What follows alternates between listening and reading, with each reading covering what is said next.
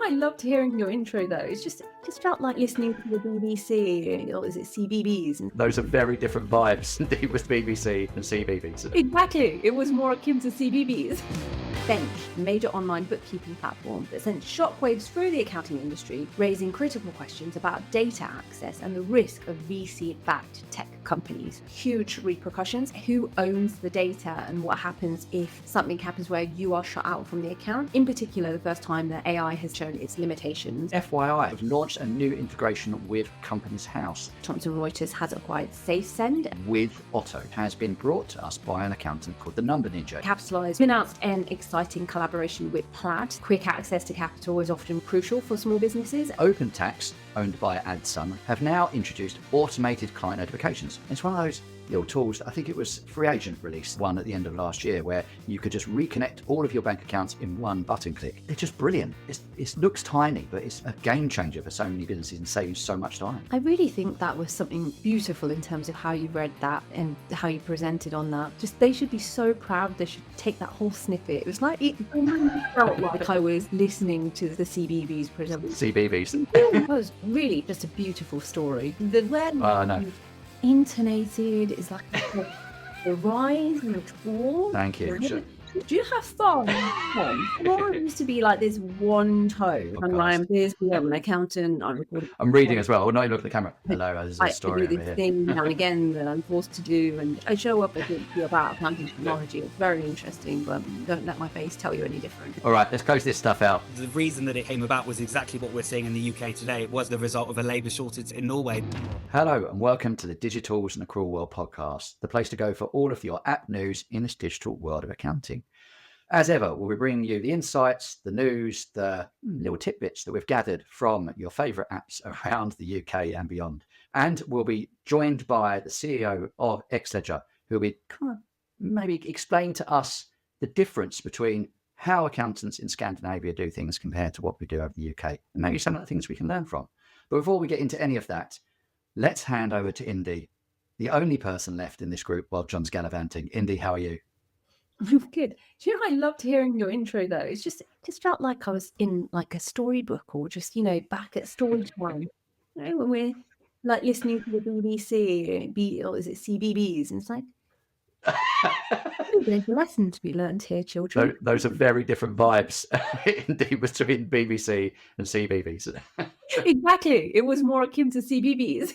Yes, that one I could get. I'm doing a lot of story time with my very young children. It's now coming out through the podcast. Yeah, precisely that. Well, it's nice to hear. Very soothing is your dulcet tones. And good. No, holding down the fort. We are seeing 2025 tick up now. So we've got a lot more news kicking in. There's a lot more on the horizon again of things that are starting to ramp up. Of course, event season is upon us as well, not long now, especially now since we're out of the self-assessment season. So it's looking promising, and we're making some plans ourselves to make sure that we've got our next cut of digital disruptors events on the docket, one including the next awards event. So hopefully we'll be able to talk more about that soon. Other than that, all good, let's go. I'm glad that I'm kicking off, let me tell you. I've got some big news. So, do you know, I loved hearing your intro though. It just felt like listening to the BBC, or is it CBBS? And those are very different vibes indeed with BBC and CBBS. exactly. It was more akin to CBBS. Bench, a major online bookkeeping platform that sent shockwaves through the accounting industry, raising critical questions about data access and the risk of VC-backed tech companies. Huge repercussions. Who owns the data and what happens if something happens where you are shut out from the account? In particular, the first time that AI has shown its limitations. FYI have launched a new integration with Companies House. Thomson Reuters has acquired SafeSend. With Otto has been brought to us by an accountant called the Number Ninja. Capitalise announced an exciting collaboration with Plaid. Quick access to capital is often crucial for small businesses. OpenTax, owned by AdSum, have now introduced automated client notifications. It's one of those little tools. I think it was Free Agent released one at the end of last year where you could just reconnect all of your bank accounts in one button click. It's just brilliant. It looks tiny, but it's a game changer for so many businesses and saves so much time. I really think that was something beautiful in terms of how you read that and how you presented on that. Just they should be so proud. They should take that whole snippet. It was like it almost felt like I was listening to the CBBS present. CBBS. It was really just a beautiful story. The word No. intonated is like the rise and the fall. Thank you. Do you have fun? Before it used to be like this one tone. I'm Ryan Pearcy, I'm an accountant. I'm reading as well. Oh, no, you look at the camera. Hello, there's a story I do over this here. thing now and again that I'm forced to do, and I show up and talk to you about accounting technology. It's very interesting, but don't let my face tell you any different. All right, let's close this stuff out. The reason that it came about was exactly what we're seeing in the UK today. It was the result of a labour shortage in Norway. Of course. We've not covered this so far because we're fresh out of self-assessment season, but there was a sudden shutdown and acquisition of Bench, a major online bookkeeping platform that sent shockwaves through the accounting industry, raising critical questions about data access and the risk of VC-backed tech companies. Customers of Bench who had relied on its automated AI-driven bookkeeping were left without access to financial records just before the tax season. The company has since been acquired by employer.com, but the disruption highlights the fragility of these types of solutions and the risks of over-relying on things like machine learning for critical tasks like tax categorizations. In one case, I think there was some instance where there was a misclassification of the tax. So it showed something like a £25,000 deficit of some kind. So I think that the part of it is that the technology in itself was not being validated by a human. And then the other part is obviously in terms of being able to use things like AI and automation in the practice. This reliance on them doesn't replace the need to have a strategic or judgment of experts or someone that can actually validate the information.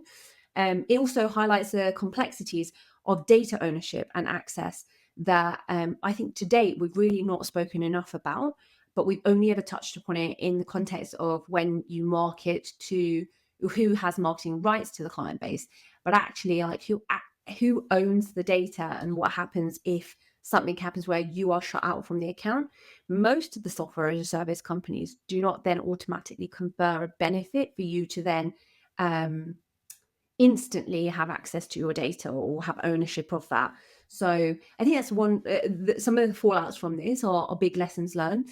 I think as VCs continue to shape the accounting industry and the tech landscape, it's crucial then not just to evaluate the technology, but the sustainability and the reliability of the platform being used. So it's not just, something that in the end that you don't understand the longevity of it can impact your overall suitability with your practice. Because if you rely on something that is VC backed, is early stage, it's not to say it's wrong, but it's about having the right risk model in place for you to then have access to it in the event that something should go wrong. So huge repercussions. I think everyone saw that as a little bit of a bolt out of the blue. In particular, the first time that AI has then shown its limitations in the landscape. So did you catch any news on that or any heat on it, Ryan? I did. It was for probably 3 to 4 days on everywhere on LinkedIn. Every accountant in the world seemed to be going, well, if you're at Bench, we can help.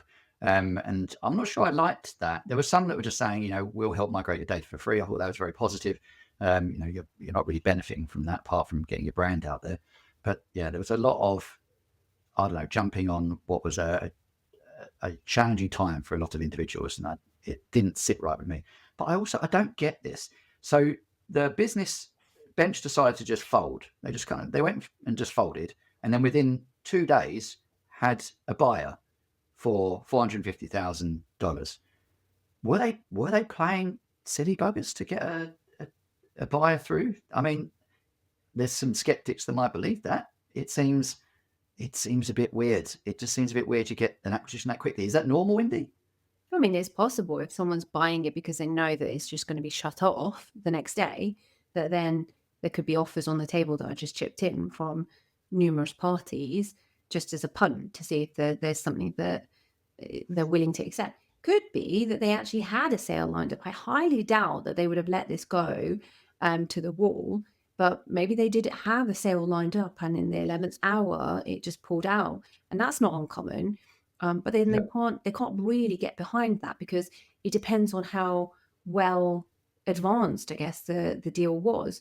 It sounds unusual for most AI companies in this day and age, given the type of raises that have been done in this space, for it to go straight to the wall. So I do think there's probably more to that story. Let's park it and move on to things that are much happier. So we've got some news from FYI, who have launched a new integration with Companies House. Now, whenever, I guess, the system integrates into Companies House, the first thing you think is it's just going to bring down company name based on the company number, names and directors. But what they've actually done is they've brought down all of the forms that are filed on Companies House. So that's bringing down anything like the PSC, any times new share certificates are being added, and you're putting it directly into your client's filing system. So even if you, on a different system, are filing some information such as a PSC for your client, you no longer now have to take that document from a different system and move that into your document management system, because that will go to Companies House and then back into FYI for using FYI. I got something different. There's also from an OG in this space, Thomson Reuters has acquired SafeSend, a cloud-based tax automation company, for $600 million. Founded in 2008, SafeSend helps tax professionals streamline workflows by automating the processing, sharing, and the collection of financial documents, including tax returns, e-signatures, and payments. With over 70% of the top 100 US accounting firms using SafeSend, this acquisition is a good way of strengthening Thomson Reuters' sort of stack of softwares that they offer in the ecosystem. And by bringing SafeSend under its wing, Thomson Reuters aims to simplify the last mile of the tax return process, helping the accountants manage the complexities of tax prep and compliance. So I think for accountants, this acquisition is important for a couple of reasons. First, it demonstrates growing reliance again, once more, on automation and AI in the tax profession, and the fact that we're seeing that becoming the go-to, and how these big ships that are like Thomson Reuters are going about embedding that strategy into their ecosystem. SafeSend's AI-powered product, SafeSend One, automates the entire tax process from document gathering to tax return delivery, which means in theory, reduced manual work, fewer errors, and faster processing for accountants. And second, the acquisition builds on Thomson Reuters' 2022 acquisition of SurePrep. So it means that they're offering a more comprehensive suite of tax automation solutions. And I think that SafeSend's integration into the platform will, again, go one step further to adding to the way that they can simplify the workflow even further. And also another thing that's interesting about this is that SafeSend will continue to operate as a standalone product. So the firms can continue to integrate the tools they prefer, rather than being forced into any sort of like other scenario where they have to close out texts that perhaps that don't work with the Thomson Reuters stack. So it's really good acquisition, shows that it's a bit of a game changer in terms of how they focus their AI strategy and how they want to really corner the space for tax prep. Yeah, and it's good to hear they're not going to close it out to the others, because the SafeSend product connects into CCH Access and Intuit Lacerte. I can't say it. You know me and pronunciation. But, they're big players in the space. So I did wonder if the reason for the acquisition was to, buy it, close it out. That used to be the old model. Now the new model, buy it, keep it in place, and just try and convince those clients to come over because you have a slightly deeper integration. Moving on, I have a bit of news around a tool called With Otto. Now, it's probably one of the rarest style of names, called With Otto, WITH space OTTO, but is an automated bank reconciliation app, which has been brought to us by an accountant in this, I guess, UK space, called the Number Ninja. You may have seen the Number Ninja on LinkedIn. This is Emma James, who is an Eli-based accountant, and she was preparing for maternity leave and looking for efficiencies for the practice, but couldn't quite find something that could automate the bank reconciliation space.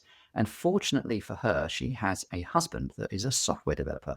And instead of them, I guess, trying to piece together things that are out there that couldn't quite meet their needs, they decided to come together and build a tool that could automate a lot of the process for them. Now, how does it work? Well, effectively, it would securely access Xero. That's what it does at the moment, with plans to bring in QuickBooks over time. And using bank rules to start with, it will, I guess, instead of manually creating transactions each time a recurring or similar type of bank statement line appears, it will tell Xero how the statement line should be coded and automatically reconcile them. Now, because of this, because you have to use bank rules, I guess it's not as automated as some other tools could be, but you do need to code it up at the start. But if you do that, and you're doing a lot of, I guess, bookkeeping, then this could be a tool that would appeal to you. I know we've had similar tools in the space like bots for that. And so it'd be interesting to know how with Otto compares to that tool. I really think that was something beautiful in terms of how you read that and how you presented on that. Just, they should be so proud. They should take that whole snippet. It was like, it really felt like I was listening to the CBBS present. CBBS.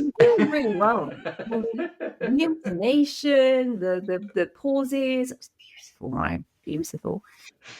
Thank you, Indi. I've got something a little different, not even a little different, hugely different. Capitalise, for most people who already know, has been big in the accounting tech space for, years now.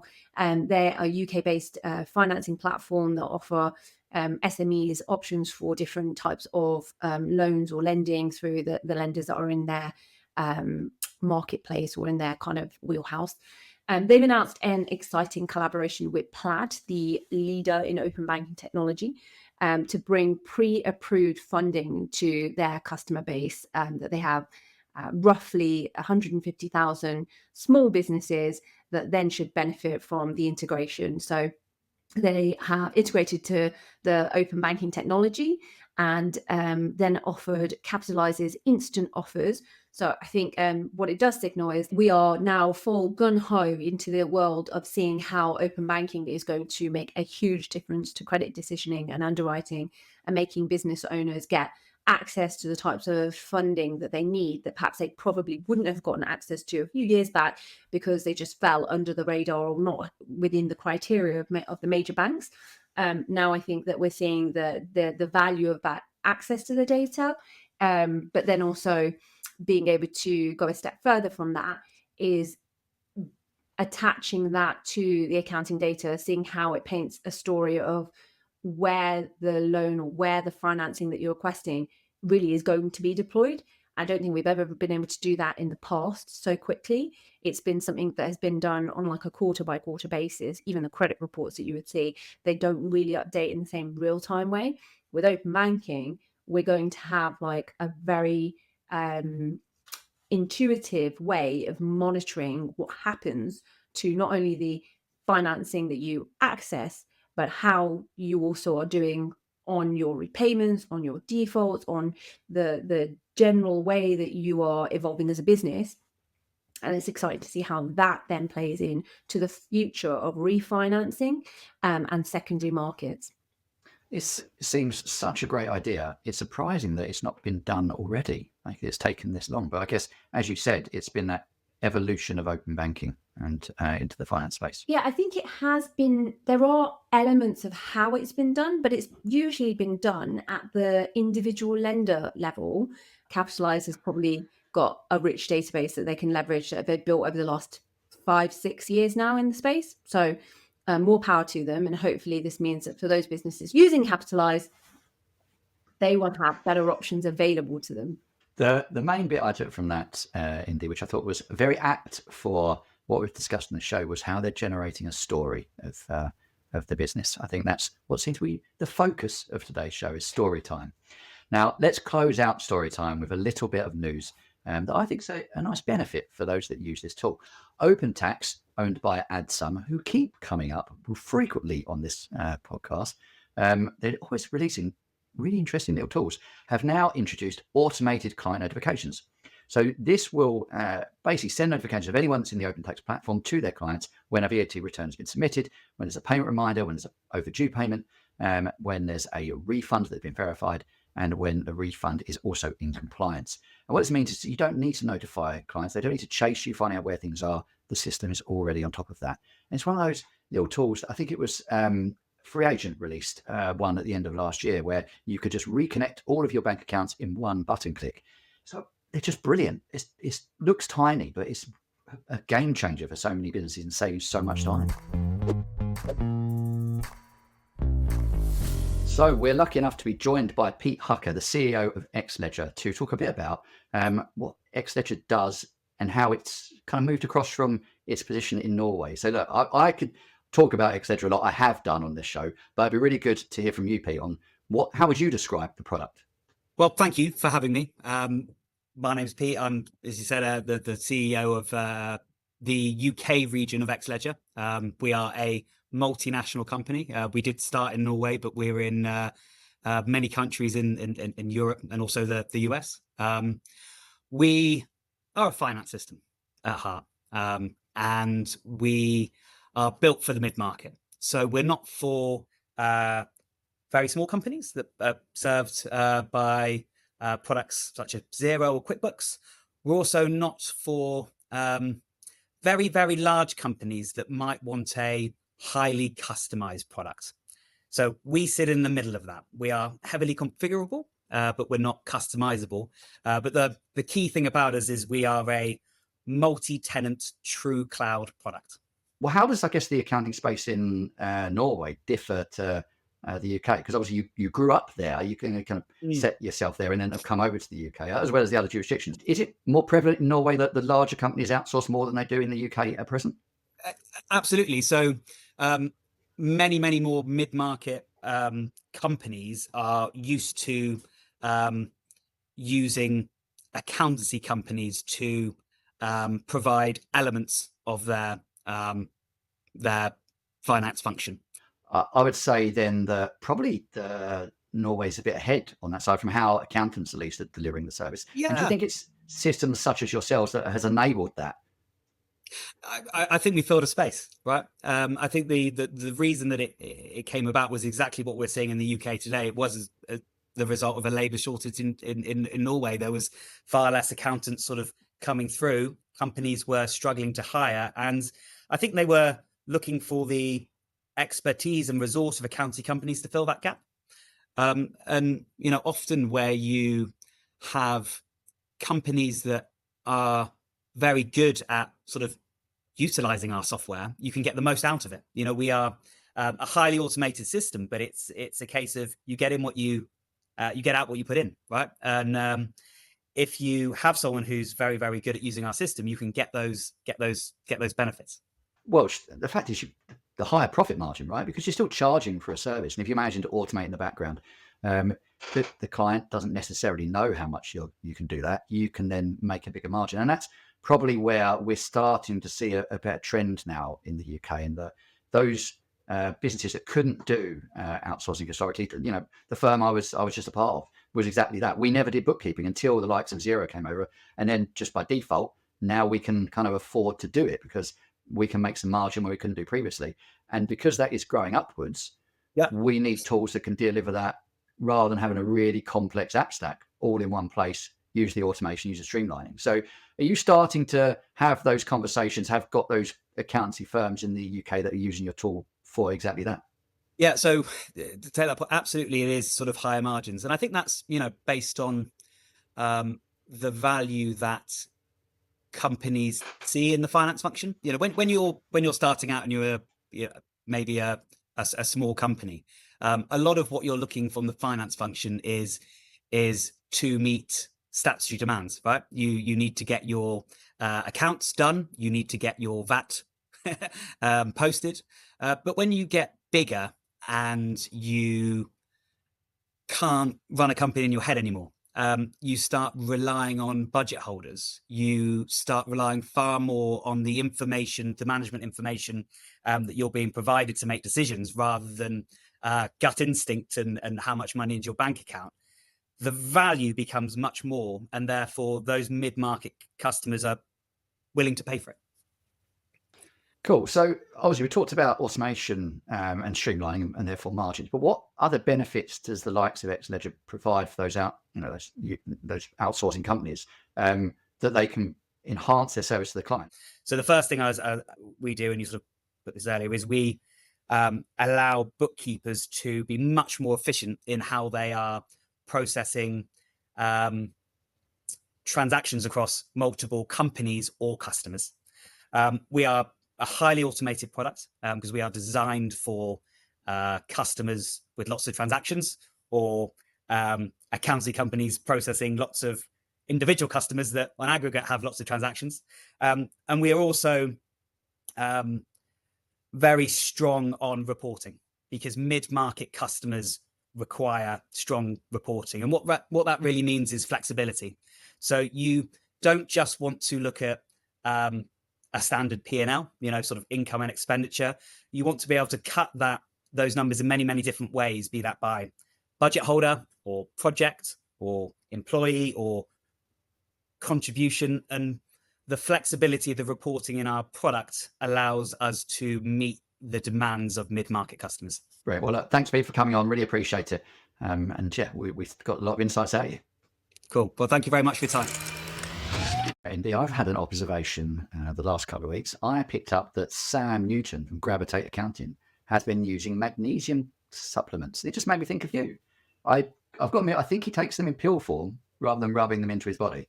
Yeah, but it's not uncommon, Ryan. We are in the age of health. Well, let's call it health 3.0, which is where we all need to be a little bit more aware of how we can manage our own body needs.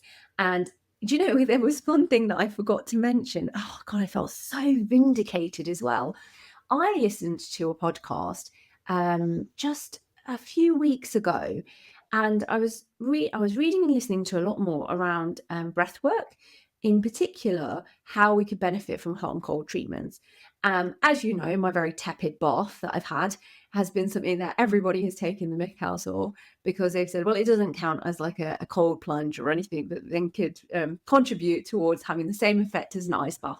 However, I feel so validated and seen by the fact that there is a podcast, there is a prominent speaker that was saying the research behind this confirms that women and men are very different when it comes to experiencing the benefits of cold therapy. And actually, for men, cold therapy works where the temperature is between 0 to 4 degrees, whereas for women, it really only works between 14 to 16 degrees. So it turns out, unintentionally and totally intuitively, on an instinctual level, my tepid bath actually delivers me the same health benefits as if it's a cold plunge, because I am a woman. There you go. Like, you've heard it here first. If you're not doing it, tepid baths are the way to go. Exactly. Anyway, so I'm experiencing the benefits of that. And I've decided to also, as a result of that podcast, invest in some other supplements as well, more notably creatine, because of the benefits of how it's absorbed into the lower part of the gut and how it helps the absorption of protein. And it's not really marketed towards women, or it hasn't certainly been in my day and age. So small bit of that per day. And this time, no, it's not being rubbed on me. I'm drinking it. Well, okay. I don't know where to go with that one, but no, I've got to admit, I'm getting more and more into this. I need to learn from you and start taking supplements myself. I'm feeling my age. I'm feeling the impacts that having children has had on my body. Yeah, what are you now, 54? 70 odd, I feel like, but a lot younger. Might not look it or sound it, but I am. I'm a very young 40-year-old. So supplements are where I need to go. You're a baby. And that brings Story Time with the Digi-Tools and Accrual World podcast to a close. If you do want to catch future episodes, please do subscribe both to the podcast, to our YouTube channel, and follow us on LinkedIn. We're always interested to hear your thoughts. And if you come across an article you think is worth us covering, drop us a note and we'll make sure we bring it in.